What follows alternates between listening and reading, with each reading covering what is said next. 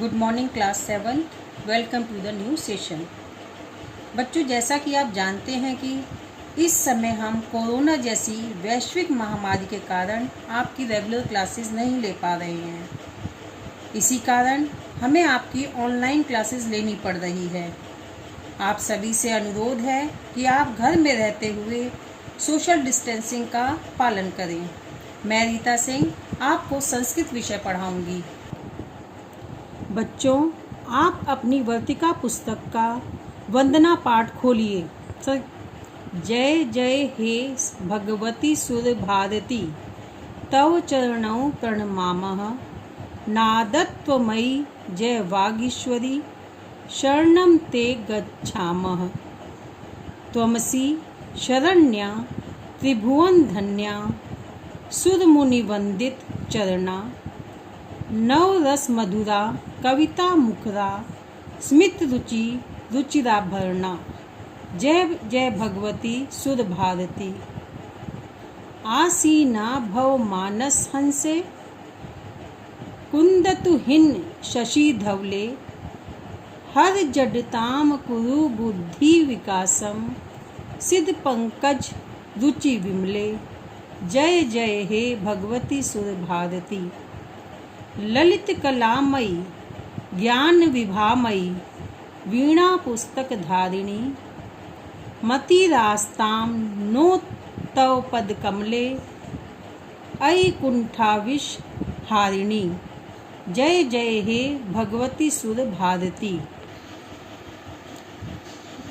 हे भगवती सरस्वती देवी, तुम्हारी जय हो।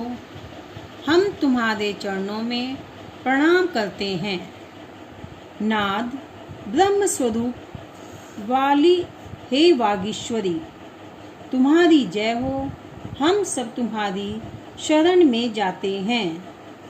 हे देवी, तुम आश्रय देने वाली हो। तुम तीनों लोकों में धन्य हो। तुम मुनियों तथा देवताओं द्वारा पूजित चरणों वाली हो। तुम 9 मधुर रसों से युक्त कविता काव्य करने वाली हो। तुम प्रसन्न तथा सुंदर आभूषणों से युक्त हो।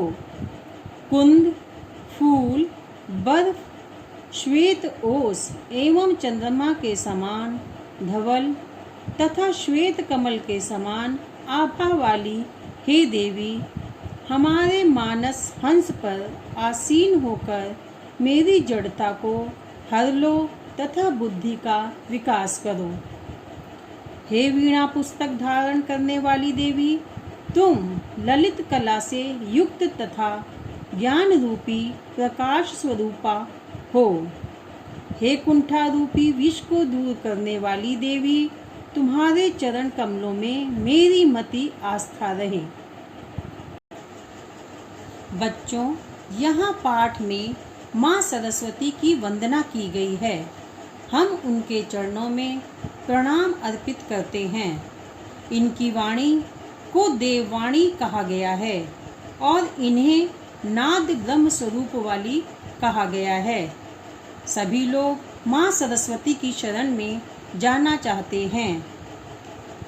माँ को आश्रय देने वाली कहा गया है। साथ ही तीनों लोकों में धन्य कहा गया है।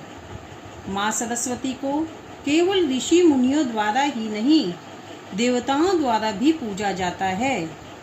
माँ सरस्वती 9 मधुर रसों से युक्त कविता काव्य करने वाली हैं। माँ की सुंदरता का वर्णन करते हुए उन्हें सुंदर आभूषणों से युक्त बताया गया है। माँ सरस्वती कुंद, फूल, बर्फ और चंद्रमा के समान धवल तथा श्वेत कमल के समान आभा देने वाली है।